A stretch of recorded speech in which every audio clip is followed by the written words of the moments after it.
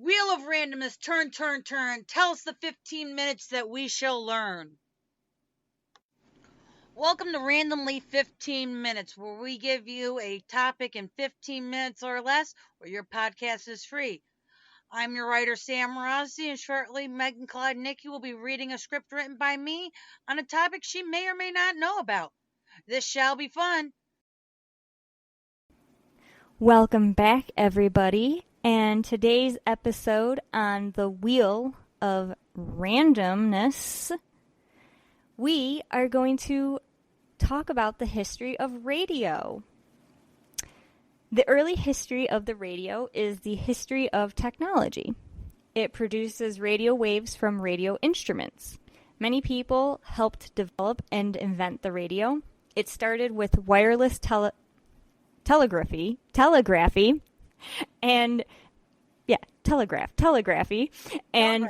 telegraphy, and became broadcasting. Remember, the radio was not always so crystal clear. Thank you, digital airwaves, not analog. We may get into that. We may not. And in the notes, just to be funny in that and cringy, it's ha ha ha ha ha. Just joking. I'm just teasing.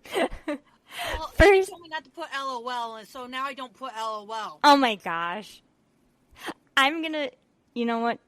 I'll say LOL. No, just kidding. I'll laugh because I thought it was funny anyway, so. First, we need to shout out the electromagnetic field and its discovery. Hans Christian Ørsted was the first to proclaim in 1820 that a magnetic field is created around a wire that has a current running through it. In 1830, English physicist Michael Faraday confirmed Ørsted's theory. Presenting his theory in 1864 about radio, X-ray, and light waves, James Clerk Maxwell proposed that electromagnetism was all waves multiplying in free space. He even had mathematical proofs. Sam shuddered at the thought of proofs. Between 1886 and 1888, Heinrich Rudolf Hertz published the results of his experiments where he transmitted electromagnetic waves through the air, proving Maxwell's theory. It took about 20 years after discovery to be called radio waves. Before this, they were called Hertzian waves.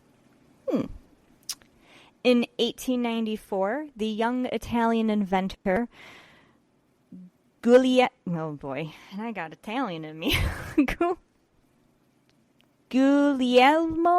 Marconi began bringing the experiments to the real world. He began doing shortwave transmission from his backyard. In September 1899, he astounded the world by telegraphing the results of the America's Cup yacht races from a ship at sea to a land-based station in New York.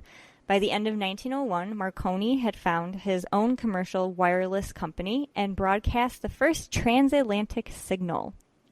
For a time, wireless broadcasts were limited to coded dots and dashes.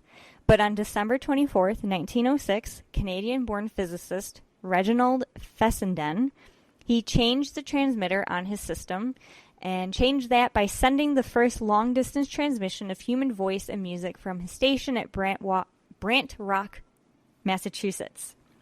His signal was received as far away as Norfolk, Virginia.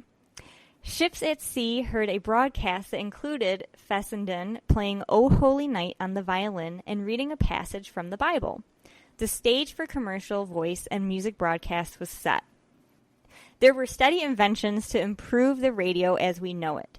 In 1907, American inventor Lee DeForest introduced his patented Audion, and that's AUDION, signal detector, which allowed radio frequency signals to be amplified dramatically. Another American inventor, Edwin Armstrong, developed the superheterodyne circuit in 1918, and in 1933 discovered how FM broadcasts could be produced.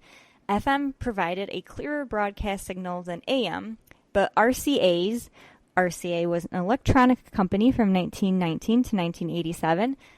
Top executive, David Sarnoff, was pushing for the development of television. Sarnoff withheld FM from the public for more than a decade.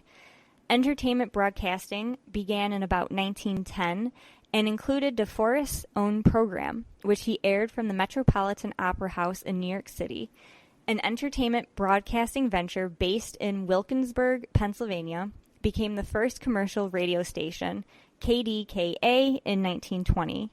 The station, WWJ, in Detroit, Michigan, also one of the first, began commercial broadcasting in the same year.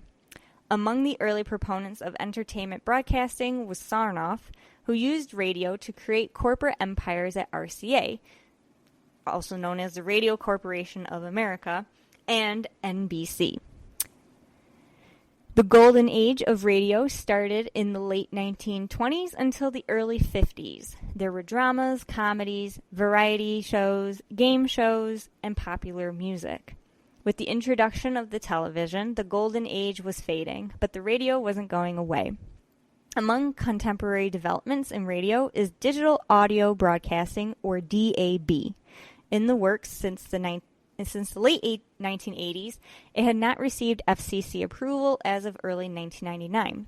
According to proponents, DAB provides compact disc quality sound without interference at any distance. This is when digital airwaves started. Not now, everything is digital, not analog, like of the past. According to a 1998 Arbitron report, over 95% of Americans listen to radio at least once a week. And with new technologies like DAB, the humble radio wave will likely retain its power for some time to come. That's cool. That's, is it kind of, I was going to ask, are we going to do the history of podcasting? Or would that kind of include what radio is? It might end up being there. I was going to say, because that could then lead to podcasting.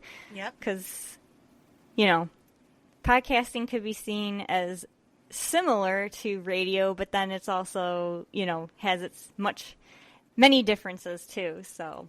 Yeah. But no, that was cool.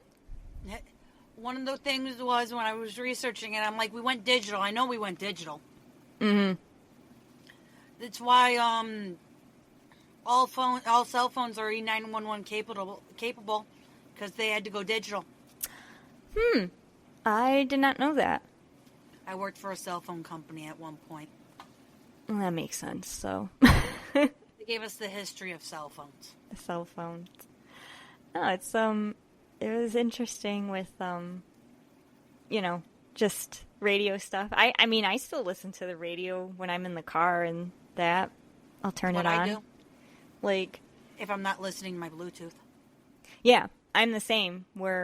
And sometimes, a lot of times, I'll put more like my actual playlist on if I'm for a longer trip, because clearly with radio, you know, it goes static and stuff. But yeah, if I'm just driving locally, a lot of the times I just have the radio on.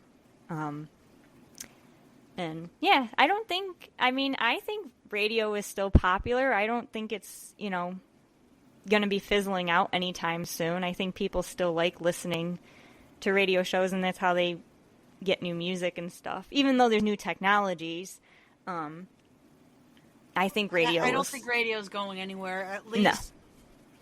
The only thing I've noticed is that they've limited their staff.